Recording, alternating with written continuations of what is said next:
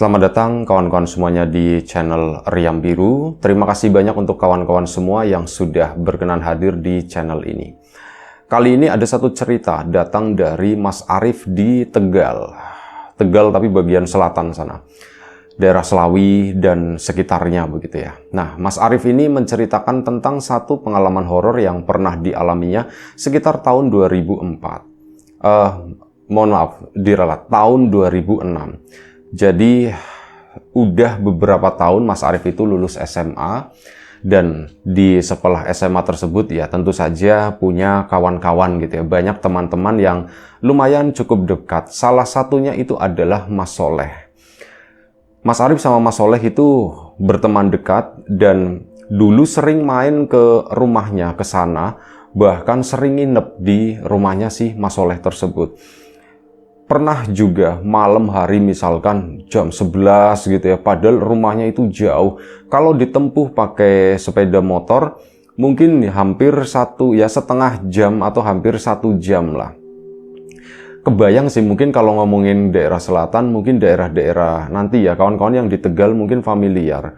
Kemungkinan di daerah Margasari atau Balapulang atau Paku Laut, di situ pokoknya daerah ke arah selatan sana.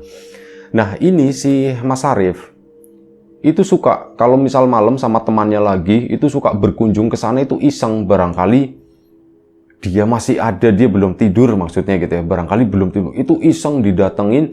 Ya kalau lagi beruntung si temannya tersebut, si Mas Soleh, tapi malam minggu ya biasanya ya. Nah, si Mas Soleh itu masih duduk-duduk di depan rumah, masih main gitar, atau pintunya itu terbuka karena kakaknya Soleh juga kadang begadang kayak gitu ya.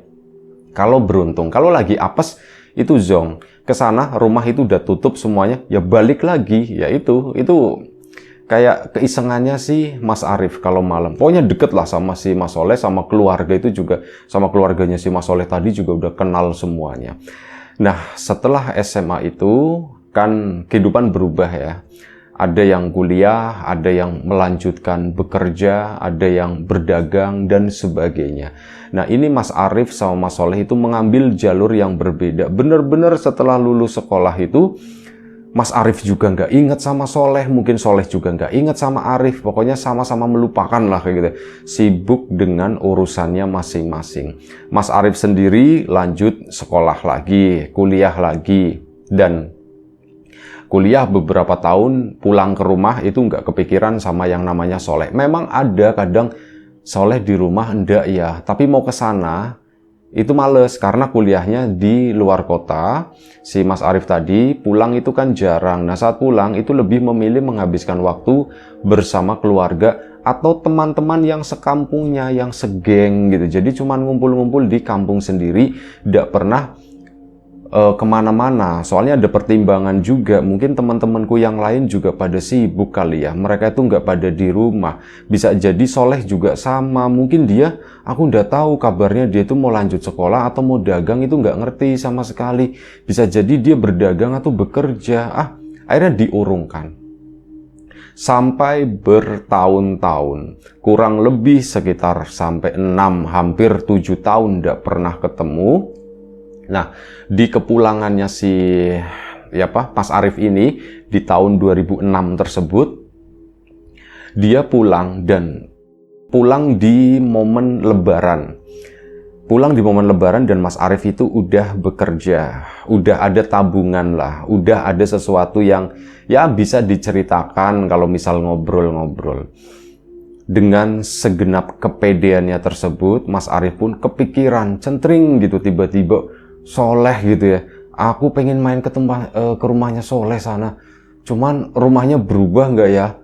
Aduh, aku rada-rada lupa, kata si Mas Arif dalam hati. Tapi akhirnya selepas Lebaran, dia kan pulang sebelum Lebaran ya, Hamin berapa, dan ya momennya ya Lebaran kemarin ya, momen Lebaran itu.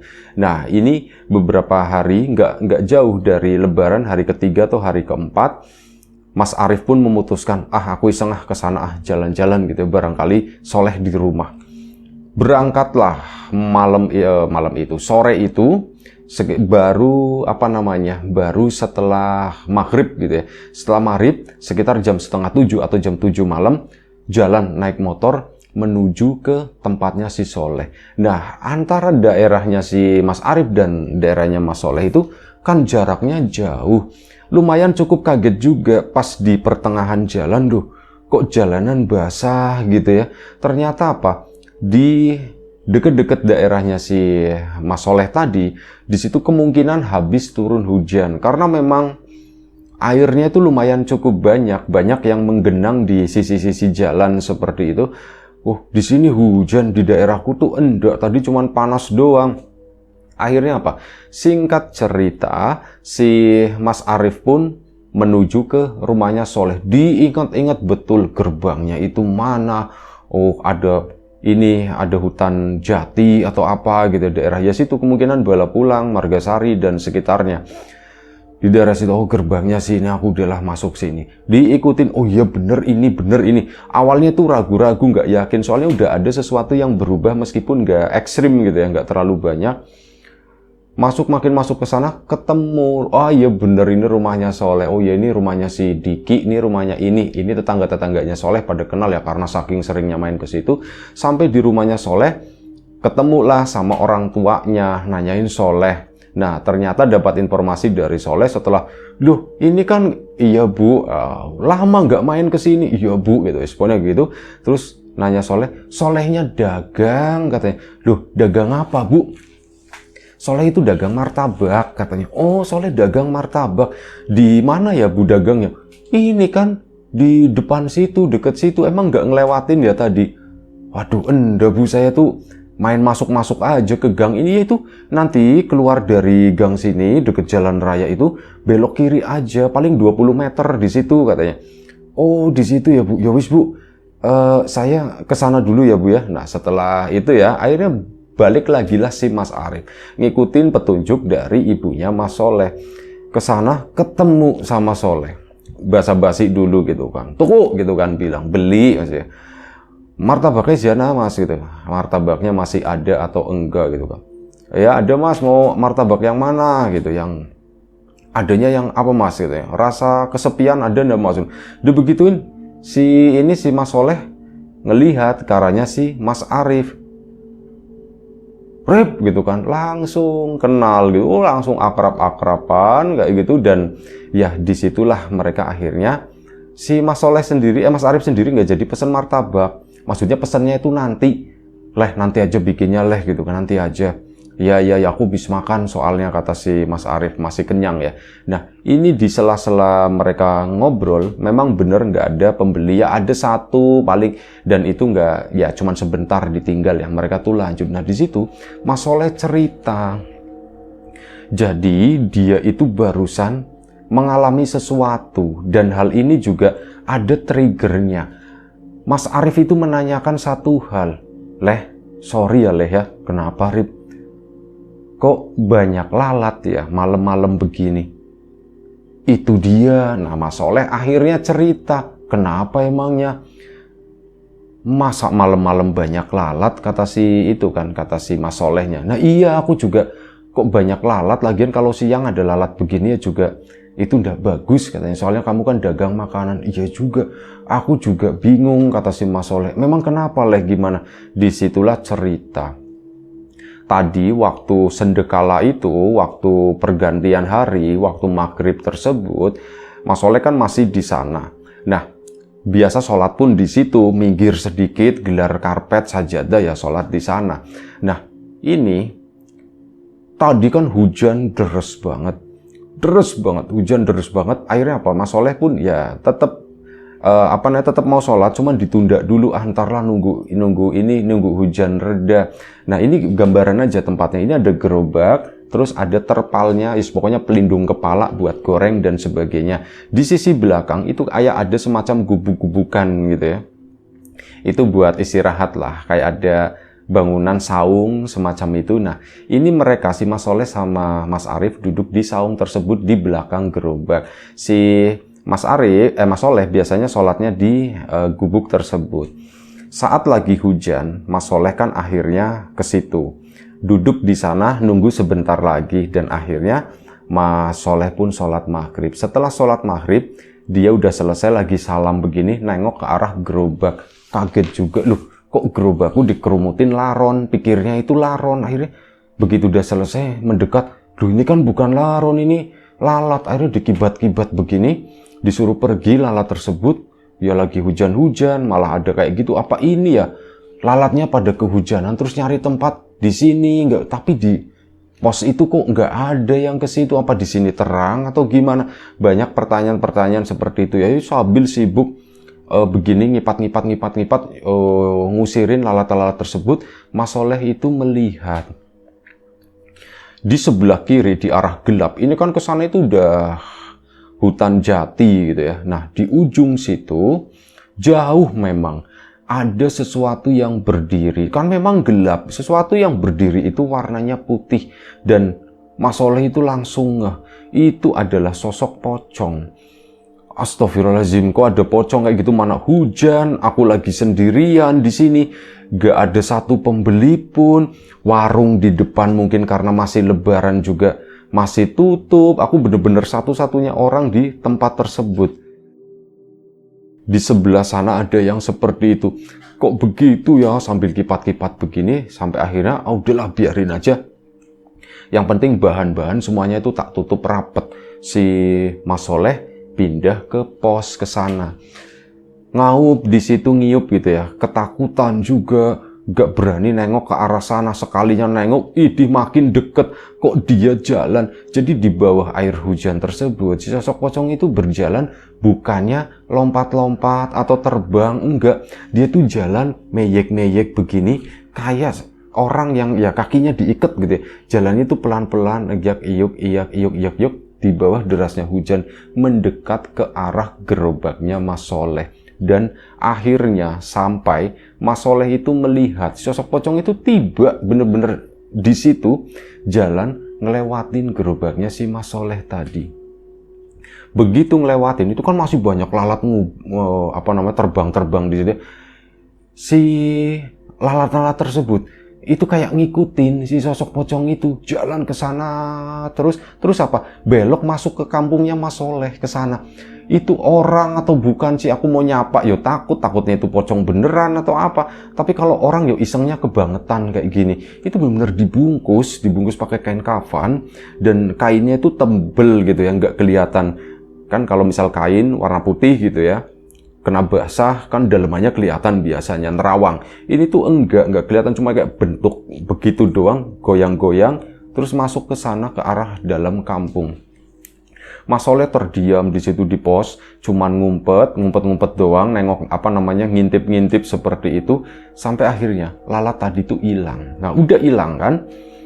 Mulai hujan pun reda, nggak lama setelah itu lalat itu datang lagi, tapi memang nggak sebanyak tadi ya, kayak gitu cuma diusir-usir. Tadi ada pembeli juga sempat nanya, Mas ini banyak, nggak tahu Mbak, ini tiba-tiba Mbak gitu kata si Mas Solehnya. Nah dari situ akhirnya apa? Mereka berdua ini kan duduk-duduk gitu ya, duduk-duduk di posko doang sambil ngobrol-ngobrol. Gerimis pun datang lagi. Lah gerimis kayak gini. Terus lanjut cerita, gimana Leh? Kamu gimana gitu ya? Ngapain aja selama 6-7 tahun ke belakang ini? Aku dagang, kata si Mas Soleh. Aku dagang cuman kemarin-kemarin itu di luar kota. Tapi karena nggak tahu di sana tuh turun gitu ya. Omsetku turun dan sebagainya, nyari kontrakan tempat buat dagang itu juga mahal. Akhirnya aku cobalah, aku pulang kampung aja. Lagian bapak itu juga udah mulai sakit, kata si Mas Soleh. Jadi takut terjadi apa-apa, dan akhirnya aku diskusi sama istri, katanya, kamu udah nikah Leh, katanya.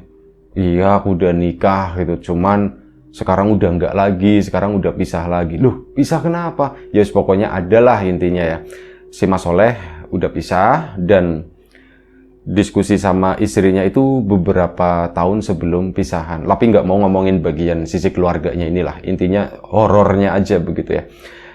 Nah akhirnya apa? Kayak gitu akhirnya aku pindah ke sini. Nah, setelah pindah ke situ waktu pun nggak terasa. Sampai kurang lebih sekitar jam 10 malam dan yang namanya pembeli silih berganti, dan waktu itu memang nggak banyak, paling si Mas Soleh itu ngelayanin gitu, itu sekitar 6 atau 7 porsi.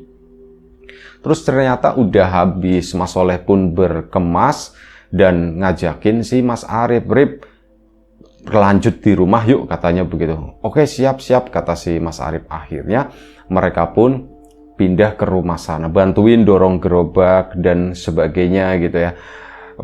Naik motor sambil pakai kaki begini biar enteng. Nah, udah sampailah di rumah. Di sana gelar tikar, ngobrol-ngobrol sama orang tuanya Mas Soleh juga, ibunya. Ya cerita begitu, bapak itu lagi sakit bla bla bla bla. Nah, si Mas Arif sendiri sebenarnya pengen nengokin, tapi takutnya udah malam lagi istirahat atau gimana. Mereka tuh ngobrol di situ kan. Ada yang aneh lagi. Lalat itu tiba-tiba datang 1-2 ekor dan mungkin dalam hitungan 1 menit itu belasan lalat itu datang ke sana.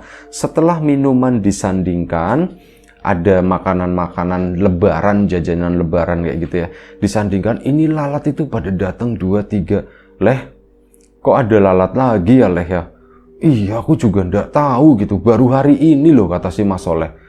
Kata si Mas Arif, "Leh, kamu ngerasa ada yang aneh nggak sih Leh dengan kejadian seperti ini?" "Ya, aku sebenarnya ngerasa ada yang aneh, ada, tapi apalagi aku tadi habis ngelihat yang seperti itu." Nah, itu dia. Kok bisa seperti ini tuh nggak wajar loh. Masa malam-malam lalat itu biasanya pada bobok. Kalau malam-malam ini kok masih keluyuran kayak gini. Tuh mana banyak lagi kan. Itu tambah banyak sampai puluhan. Dan akhirnya si ibunya Mas Soleh keluar bawa obat nyamuk. Dikasih obat nyamuk. "Leh, kasih ini aja," kata si ibu. Akhirnya ditaruh di situ. Memang beneran lalatnya itu memang masih ada, tapi pada nempel di tembok-tembok, di ini. Ya itu, mohon maaf ya, lumayan cukup menjijikan lah saat melihat. Tapi untungnya nggak ke minuman, nggak ke makanan yang dihidangkan di sana. Mereka pun lanjut ngobrol dengan aroma obat nyamuk yang lumayan cukup menyengat tadi. Sampai kurang lebih sekitar jam 12 malam. Udah jam 12 malam, si Mas Arif, "Leh, aku pulang dulu." "Rif, udah Rif, gak usah pulang, ini malam-malam. Udah di sini aja begadang lah sampai pagi lah. Kalau mau pulang pagi boleh, subuh," katanya begitu. Mas Arif pun gimana ya? "Oh ya wis lah," akhirnya diturutin. Mas Arif pun nggak pulang, nggak jadi pulang. Ngobrol lagi di sana. Lampu di depan rumahnya di terasnya ini karena lebaran itu kan diterangin bener-bener terang. Ini agak diredupin, diganti lampu yang lama. Lampu yang lama itu lampu remang-remang lah, nggak seterang yang tadi. Nah, duduk mereka di situ, tiba-tiba si Mas Soleh itu diem aja. Diem sama kayak orang kaget. "Leh, kenapa Leh?" Si Mas Arif, jadi Mas Soleh kan ini duduk hadap-hadapan. Mas Soleh tuh ngelihat ke arah samping kanannya Mas Arif ke belakang sana, nerawang. Rif, "Leh, ada apaan Leh?" gitu. "Kamu kenapa Leh?" Mas Arif sendiri nggak berani nengok ke belakang. "Rif, itu Rif, datang lagi Rif, datang lagi." "Siapa yang datang?" "Yang tadi aku ceritain, yang ngelewat di gerobakku yang banyak lalatnya," katanya begitu kan. "Di mana Leh?" gitu kan. "Itu di belakangmu." "Lah, yang bener di belakang." "Enggak, maksudnya itu di luar di sana." Jadi di depan rumahnya Mas Soleh itu ada pagar tanaman, pagar hidup. Disitulah si sosok pocong berdiri dan si Mas Arifnya, "Leh, mana Leh?" gitu kan. "Itu di belakang, di luar di sana." Iya, di luar pagar," katanya begitu. Nah, di situ si Mas Arif memberanikan diri tapi nanya dulu sama Mas Soleh, "Leh, serem gak Leh?" "Ya serem ya, namanya kayak gitu. Dia tuh lagi ngapain Leh?" "Enggak, cuman berdiri aja ngeliatin ke arah sini."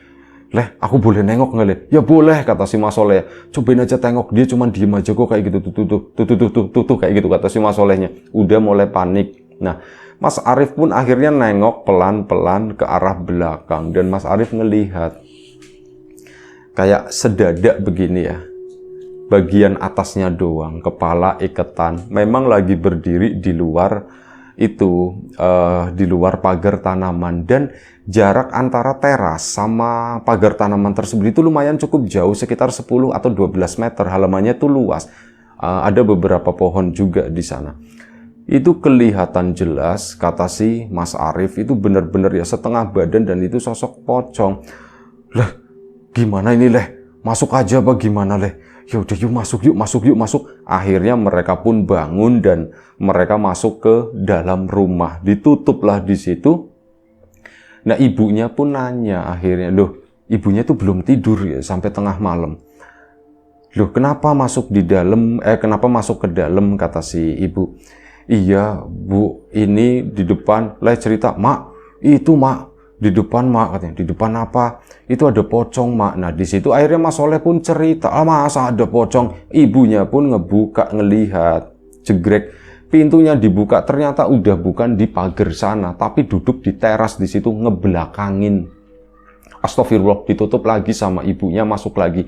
Leh, gimana ceritanya leh? Anu bu, aku juga nggak tahu bu. Yaudah masuk di tengah aja, masuk di tengah. Tadi kan di depan ya. Ini mereka karena takut masuk ke ruang tengah. Di situ Mas Soleh pun cerita. Jadi begini mak, tadi waktu hujan itu sih mak, aku aneh di gerobak itu banyak lalat katanya. Terus aku ngelihat sosok pocong itu di sana mak, di sebelah selatan, sebelah kidul gitu ya. Itu jalan utak aku di posko. Ya diceritakan lah yang keadaan tadi. Loh kok bisa kayak gitulah leh? Ya nggak tahu mak, aku juga nggak tahu. Kamu juga lihat kan Rif, katanya. Iya bu, aku lihat bu, tadi aku lihat, tapi yang lihat di depan sini itu serem bu, dan aneh tadi tuh banyak lalat gitu. Lagi-lagi di dalam ruang tengah itu muncul lalat. Loh kok banyak lalat lagi ya mak ya, begini ya. Maknya ya udah tahu kok bisa ada lalat seperti ini masuknya. Ya masuk mungkin dari angin-angin gitu ya. Cuman kok mereka kayak tahu aja, mereka tuh kayak ngejar kita, pikirnya sih Mas Soleh. Si Mas Arif juga setuju, kok kayak diikutin ya, leh. Kamu di sana jualan, lalat itu di situ. Kamu ke teras, lalat-lalat itu juga ngikut. Ini kamu ke dalam, mereka pun ngikut. Meskipun di dalam itu enggak terlalu banyak ya. Tapi kan karena malam hening, suara ngangeng-ngangengnya itu kan kedengeran. Dan Mas Soleh itu melihat beberapa lalat itu menuju ke kamar bapaknya ke sana. Mak, bapak lagi ngapain mak? Bapakmu tidur, katanya begitu. Kata si ibunya, oh udah tidur. Nah, kesempatan kan si Mas Arif. Leh, bu, mau nengokin bapak boleh katanya. Oh ya boleh katanya, udah sana tengokin aja katanya. Cuman kayaknya udah tidur. Iya bu, enggak apa-apa bu, cuman mau ngeliat aja kondisinya seperti apa. Akhirnya bangunlah si Mas Arif menuju ke kamar. Permisi gitu. Ya, so, kamu kayak sama siapa aja, kata ibunya Mas Soleh. Ya bu, ke situ begitu nengok, kaget. Leh, sini leh, dipanggil. Kenapa Mas Solehnya kan langsung ikut panik juga, ibunya juga bangun mendekat ke arah sana. Tiga-tiganya itu melihat apa?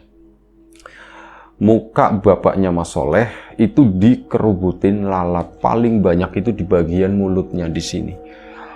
Mulutnya itu jadi hitam gitu, gerompol di sini di mulut bapaknya sendiri sih merem, ada yang di mata, ada yang di sini, ada yang di tangan kayak gitu kan. Astagfirullahaladzim pak, ibunya Mas Soleh begitu ya. Pak langsung ngambil ilir ya, kipas yang dari anyaman bambu itu, langsung dikebut-kebut begini, si lalat tadi pada terbang.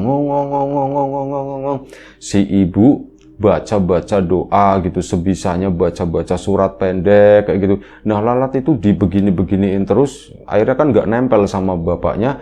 Ini nggak tahu perginya kemana, mungkin keluar lewat angin-angin dan sebagainya. Satu persatu lalat-lalat itu pun berkurang. Memang ada beberapa yang mati di situ, dan ya dikumpulkan akhirnya sama si Mas Soleh dan dibuang gitu ke belakang sana.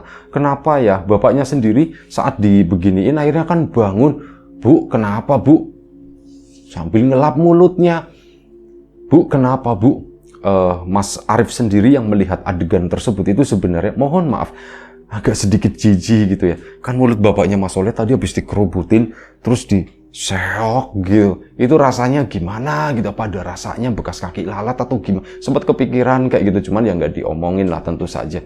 Nah, kenapa bu? Ada apa bu? Pak, tadi pak, sampean itu dilalerin kata, dilalatin. Lah masa orang aku masih hidup, kata si bapak. Loh, itu siapa katanya? Itu siapa? Akhirnya kan ini ngomong gitu kan. Ini aku Pak Arif pak. Wah Arif katanya. Lah bapak lagi meriang kayak gini. Nggak apa-apa pak, istirahat aja pak. Tadi mampir ke sini ketemu sama Soleh, dan ya udah karena nggak mau mengganggu istirahatnya, itu bapak sama ibunya di situ. Leh sana aja yuk katanya. Yo ke sana. Akhirnya balik lagi. Di situ ngobrol lah. Leh, ada apa sih Leh sebenarnya Leh? Aku nggak tahu, kata si Mas Soleh. Sumpah, aku tuh nggak kepikiran apapun. Bener-bener nggak kepikiran apapun. Dan malam itu, ya kejadiannya udah selesai sampai menjelang subuh. Karena ada sesuatu yang menurut Mas Arif darurat. Akhirnya sebelum subuh sekitar jam 4, Mas Arif pun pamit. Leh, aku pulang dulu ya. Loh, ngapain tanggung jam segini? Nggak, aku mau pulang dulu. Akhirnya Mas Arif pun pulang. Pamit sama ibunya, bapaknya udah tidur lagi sama Soleh. Terus pulang. Gelap-gelapan, dingin-dinginan waktu itu. Malam habis hujan, pagi itu sejuk lah, enak lah. Sesampainya di kampungnya, dia tuh langsung menuju ke rumah seseorang. Namanya rumah Mas Hamzah. Mas Hamzah itu adalah seniornya Mas Arif dulu waktu SMP. Jadi Mas Arif itu aktif di Pramuka. Dia tuh ada seniornya lah. Itu namanya Mas Hamzah. Mas Hamzah sendiri itu terkenal di kalangan anak-anak itu sebagai orang yang mengerti. Katanya kalau misal ada yang kesurupan atau apa, itu urusannya Mas Hamzah. Nah, di situ cerita Mas Arif semua karena bingung. Mas, aku itu punya teman namanya Soleh, begini-begini Mas. Aku semalam baru datang begini gitu kan. Waduh, katanya. Gimana ya? Kamu mau ndak gitu kan? Tapi kamu belum tidur. Iya Mas, aku belum tidur Mas. Ya wis, ndak apa-apa. Yang penting kamu udah cerita, dan kalau kamu ada waktu, yuk ke rumahnya teman kamu itu, katanya begitu. Iya Mas. Akhirnya apa, siang itu tidur dulu si Mas Arifnya. Sore hari baru berangkat lagi ke sana. Nah, sore itu sekitar jam 3 itu udah sampai di rumahnya Mas Soleh. Mas Soleh sendiri lagi siap-siap mau dagang. Nah, di situ ya bawa Mas Hamzah begitu ya. Itu Mas Hamzah baru datang, itu cuman diem aja, dan Mas Hamzah itu ngomong, Mas Soleh nuwun sewu, coba cek di belakang sofa, katanya begitu. Ini kan mereka duduk masih di depan sana di teras ya. Coba cek di belakang sofa. Loh, emang ada apa Mas? Akhirnya apa? Dicek ke sana ke belakang sofa.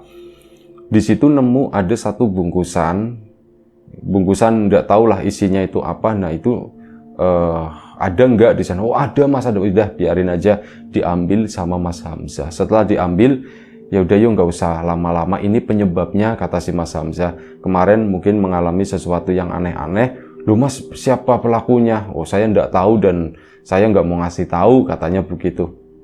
Oh ya wis lah, si Mas Arif juga mengerti kondisi tersebut ya. Akhirnya mereka pun pulang. Cuman sebentaran doang mereka pulang. Si Mas Hamzah pun di drop di rumahnya, dan Mas Arif itu, udah Arif kamu pulang aja, intinya begitu ya. Nah, sampai akhirnya beberapa hari kemudian nanya-nanya kabar. Ini sebelum Mas Arif berangkat ya. Gimana Mas? Insya Allah udah ndak apa-apa, insya Allah udah baik-baik aja. Mas, siapa pelakunya? Waduh, kalau untuk masalah itu, saya tahu pelakunya, tapi saya ndak bisa ngasih tahu. Yang penting ini udah selesai, kata si Mas Hamzah. Untuk masalah siapa pelakunya, nanti ada yang balas sendiri, katanya. Kita nggak usah meributkan masalah apa-apa kayak gitu. Kalau misal tak kasih tahu siapa pelakunya, nanti kamu cerita ke Soleh, nanti Soleh cerita ke ibunya, ke orang tuanya, semua jadi membenci orang tersebut. Ya, nanti masalahnya nggak selesai-selesai. Yang ini benci, yang ini jadi nambah benci lagi.